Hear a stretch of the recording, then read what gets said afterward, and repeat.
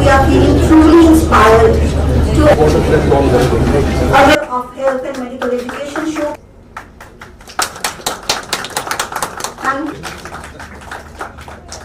Retired professor government medical college doctor Ashutosh principal medical college, doctor Pawan Malhotra principal Batra, एक नई संस्था का गठन किया है इन्होंने, friends of GMC Jammu.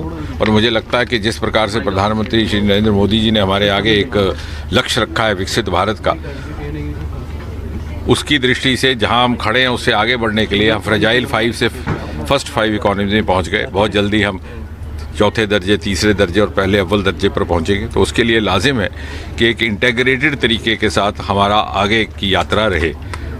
Silos में काम करने का वक्त जाता रहा, ना हम पूरी तरह से सरकार पर निर्भर हों, सरकार के साथ साथ हम दूसरे साधनों का भी सदुपयोग कर सके, किस प्रकार कर सके, एक योजनाबद्ध तरीके के साथ उसका अध्ययन करके। और मुझे लगता है कि इस प्रकार की संस्था will act as a very appropriate and a very valuable interface between the government sector and the private sector to promote research, to promote startups, to promote new avenues of livelihood and also to raise the standards of healthcare in this part of the country.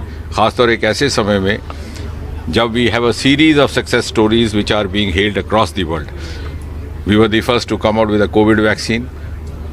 और मुझे खुशी है इस बात की कि मेरे विभाग से वो संबंधित है, department of biotechnology. We are the first to have come out with an indigenous antibiotic और नेफिथ्रोमाइसिन।